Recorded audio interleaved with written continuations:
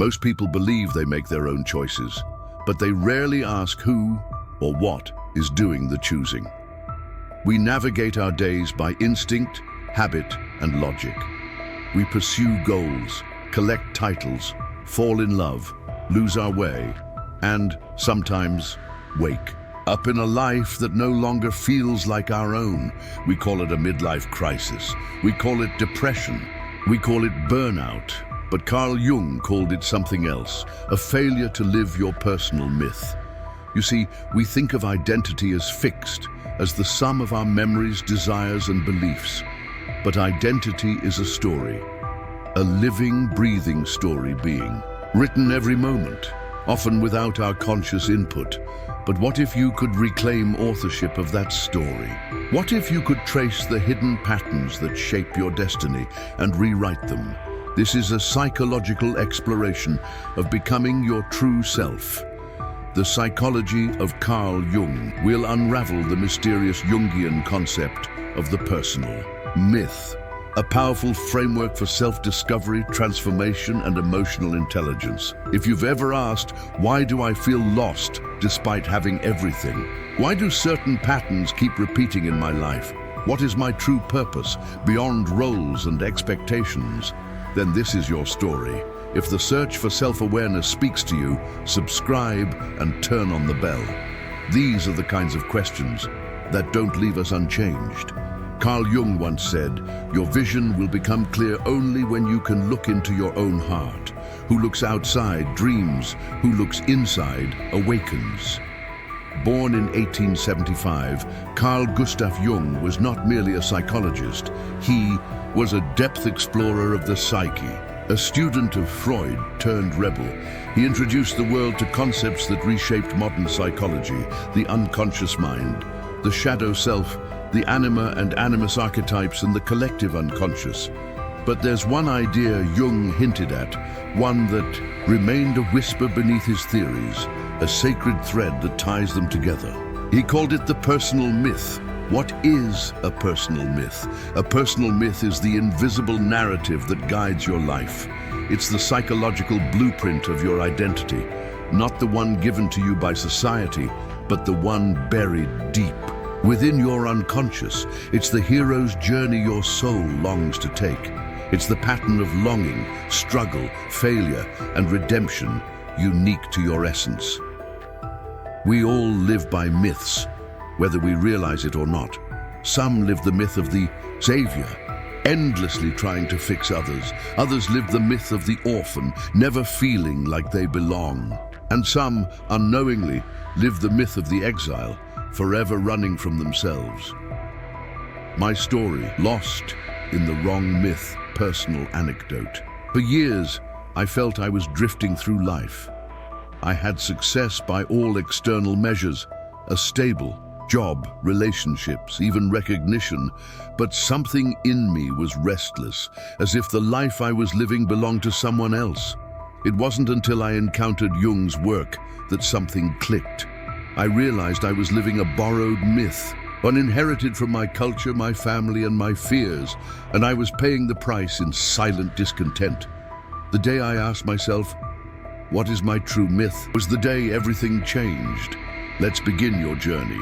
To unlock your personal myth, we must understand its three core components. The hero's journey, your conscious path of growth, conflict, and meaning. The shadow, your hidden, repressed aspects that unconsciously shape your life. The anima animus, the inner opposite that invites emotional balance and wholeness. Each of these is a puzzle piece to who you are beneath the roles and expectations. In the next section, we'll explore these deeply and help you recognize the clues hiding in plain sight. Dreams, patterns, fears, and obsessions that reveal the shape of your myth. And if any of this resonates, if a quiet voice inside is stirring, let it speak. Leave a trace, a comment, a thought, a question. This is your moment, curious mind. Engage, like, share, subscribe, and perhaps you'll awaken a part of yourself that has been waiting. Who are you, really? You were not born as a blank slate. You were born into a myth already unfolding. Before you had words, you had instincts. Before beliefs, you had symbols. And inside your unconscious, a cast of characters was already being assembled. The hero, the shadow, the guide, the temptress, the wounded child. To understand your personal myth, you must meet these inner figures. The hero's journey, your outer quest. At the center of every myth is a hero. Not flawless, not fearless, but someone called into the unknown. In Jungian terms, the hero archetype is your conscious ego struggling to make sense of the world. It's your desire to grow, overcome, and evolve. But here's the twist. The hero doesn't start as a hero. They start as a reluctant self, often burdened with doubt, trauma, or conformity. Think of Frodo, Neo, Katniss, even Harry Potter. All were called into danger, into truth, into transformation, just like you. Reflection exercise number 1. Name your call. What event, realization, or conflict in your life felt like a call to change? When did you first sense that your life was meant for more? Write it down. Don't judge it. This is the beginning of your personal myth. The shadow, your inner saboteur. Every hero must descend into darkness. In Jungian psychology, that darkness is called the shadow, the rejected part of ourselves we deny, suppress, or ignore. It holds our shame, jealousy, anger, insecurity, but also our hidden power. Why? Because what we repress controls us. From the dark, the shadow is not evil, it is unacknowledged, and until it is confronted, we stay trapped in cycles of sabotage, projection, and fear. Real-life shadow clues. Do you overreact emotionally to certain people or situations? Are you drawn to people who treat you the way you secretly treat yourself? Do you hate traits in others that you secretly carry? These are whispers from your shadow. Reflection exercise number 2. Meet your shadow. Write down 3 traits you despise in others. Now ask, where do I carry this within myself? This is the work of shadow integration, not to shame, but to reclaim the full spectrum of who you are. The anima and animus, your inner opposite. Jung proposed that we all carry within us an inner opposite. Men possess an anima, a feminine energy representing emotion, receptivity, and the soul. Women carry an animus, a masculine energy symbolizing logic, direction, and assertiveness. This isn't about gender, it's about inner balance, integrating parts of ourselves we've been taught to suppress. A man who denies his anima becomes emotionally detached or aggressive. A woman who denies her animus may struggle to assert herself or trust her rational instincts. Integration, the path to wholeness. To live your personal myth, you must unite opposites, light and dark, strength and vulnerability, masculine and feminine, conscious and unconscious. This isn't just spiritual language, it's depth psychology. To become whole, we must accept contradiction. Reflection exercise number 3. Your inner opposite. Ask yourself, what traits do I admire but feel uncomfortable expressing? What parts of myself have I been told are too much or not enough? These are signals from your anima or animus trying to re-enter your story. A myth within the mirror. We think we live in reality, but we actually live in stories, personal, cultural, ancestral, and the most powerful story is the one you don't even realize you're in. When you uncover your personal myth, your life begins to make sense. Your pain gains meaning. Your dreams become maps. Your patterns become teachers. This is not about fixing yourself, it's about remembering yourself, the self you were meant to be before the world told you otherwise. She closed her journal, her eyes glazed not with sadness, but memory. I see it now, she whispered. The pattern. It was always there, waiting. If any part of you recognizes the myth beneath your skin, write it, comment it, honor it. Like, share, subscribe, not for validation, but as a signal you are remembering your story. We chase success, we chase love, we chase meaning, but rarely do we ask, what am I really chasing? Carl Jung believed that beneath all ambition is the hunger to become who we truly are. Not who we've been told to be, not who we pretend to be, but who we were meant to be from the beginning. And the map to that version of you is your personal myth. Why purpose is not found, but remembered. We often look for purpose as if it's buried treasure. But Jung would argue your purpose is not out there. It's encoded in your inner world, your dreams, fears, obsessions, values, even in your suffering. Once you understand your myth, you start to see the why behind your choices. Why you feel drawn to certain careers, why you sabotage relationships, why some dreams haunt you more than others. This clarity is your power. Real-life example, number 1, the wounded healer. Take Nadia, a trauma nurse who felt emotionally numb despite her dedication. Through journaling her recurring nightmares, she uncovered a childhood wound of feeling unseen. Her personal myth wasn't about saving others. It was about learning to see herself and then serve from wholeness. She didn't change careers, she changed how she showed up, and it changed everything. Real life. Example number 2. The shadow teacher. Derek was a high-performing executive, but struggled with anxiety and sudden outbursts. Through shadow work, he realized he feared failure, not because he was weak, but because he was still carrying the voice of a perfectionist father. His myth was never about domination. It was about reclaiming self-worth. He now teaches emotional intelligence to leaders, helping others break the same chains he once wore. Shadow integration, power reclaimed. Your shadow is not your enemy. It is your unlived life. By facing it, you reclaim the energy you've spent hiding, pretending, or performing. Shadow integration unlocks creativity, confidence, and clarity, because you're no longer fighting against yourself. Reflection. Exercise number 4. Power from pain. Think of the hardest season in your life. What did it try to teach you?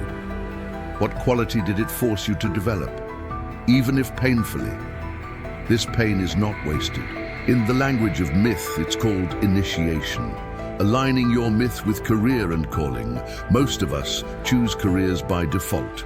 What pays? What's respected? What feels safe? But your soul doesn't care about status. It craves alignment. When your personal myth matches your work in the world, you unlock flow, the state where effort feels like expression.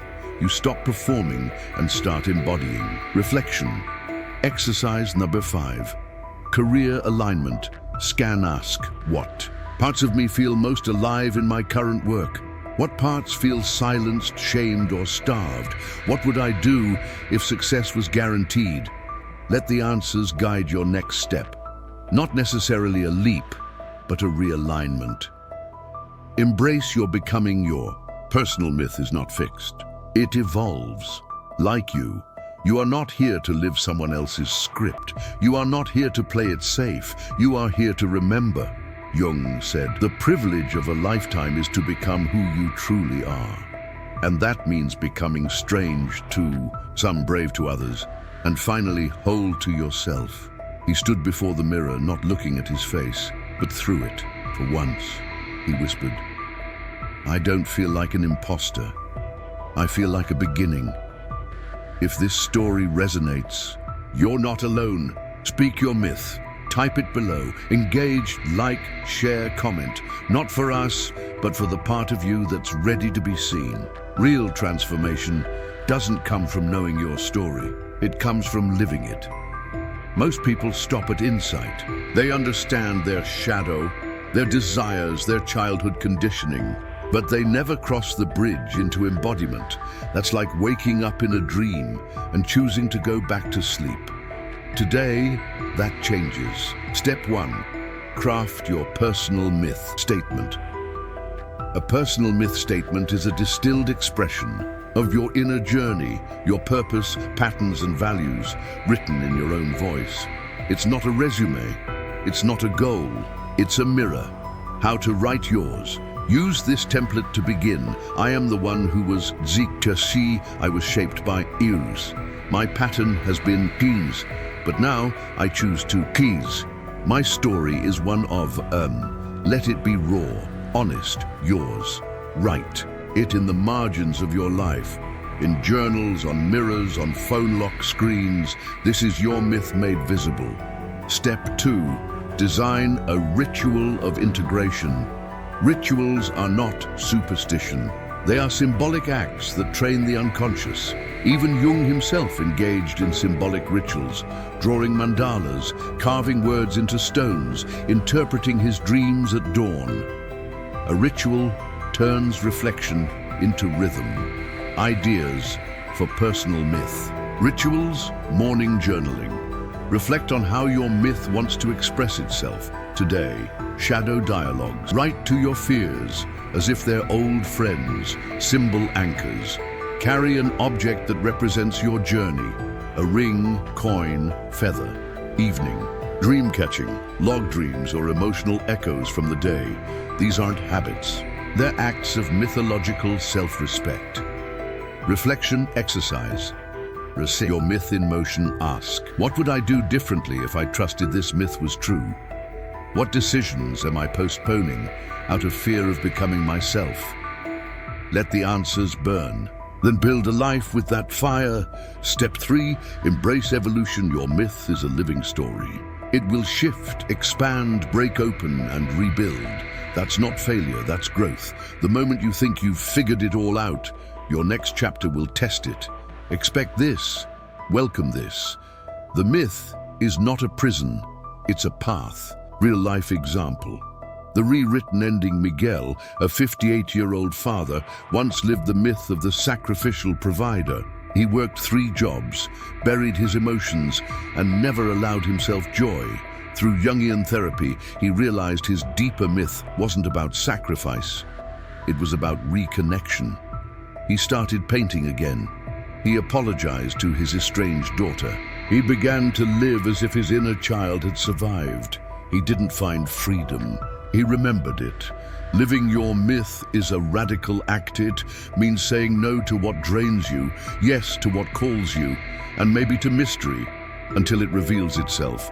It means becoming dangerous to systems that profit off your silence, and becoming sacred to the version of you waiting on the other side of fear.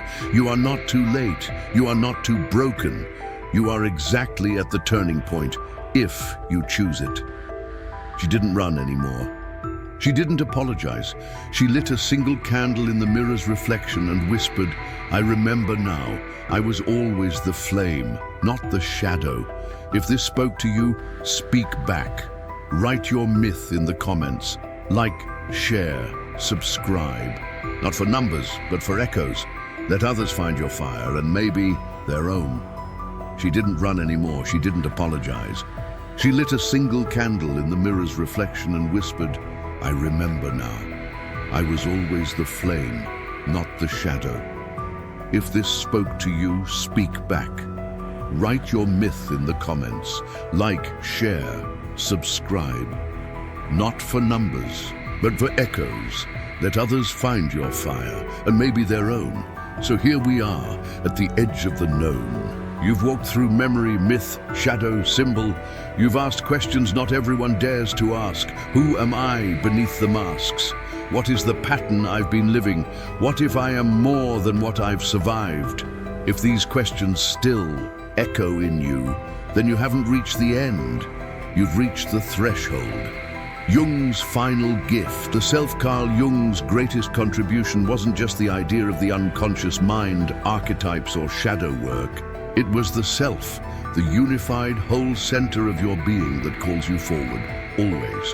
The self isn't the ego. It's the architect of the myth. It's the still voice in your dreams. It's the part of you that never forgot why you're here. You don't create the self, you uncover it. The journey never ends. Becoming your true self isn't a one-time event. It's a practice, a path, a spiral. Some days you will feel lost. Other days you will feel reborn, but each time you return to your myth, you will find yourself again, stronger, clearer, wilder, wiser. Continue the work, deepening your exploration. Want to keep going? Here are some meaningful next steps. Read Jung's Memories, Dreams, Reflections, a powerful autobiography of his inner myth. Keep a symbolic dream journal. Record recurring images, archetypes, and emotional tones. Explore your shadow through active imagination, Jung's technique to dialogue with the unconscious. Join a Jungian study group or find a depth psychologist. Transformation accelerates in reflection, and above all, return to your myth. Often, quietly, boldly. Final call to the seeker: if any part of this journey awakened something in you, hold it, speak it, share it. Your myth is not meant to stay hidden in journals. It's meant to be lived out loud. So if you're still with me, this is your moment. Leave a trace. Comment your myth. Subscribe for more psychological storytelling. Turn on notifications if you're walking this path, not as a fan, but as a fellow wanderer of the inner world. You've reached the end, or so it seems, but the mind doesn't forget what it's seen or what it's questioned. Tonight, you brushed against the truth behind the mask, the myth beneath the routine, the fire that's always been buried in your bones. You don't need a map. You are the map. If tonight's unraveling left a trace, follow it. Explore more myths, more revelations in our curated psychology playlist below. But remember, the most unsettling revelations aren't the ones we hear. They're the ones we recognize in ourselves. Welcome to the shadows of your own mind. See you in the next video.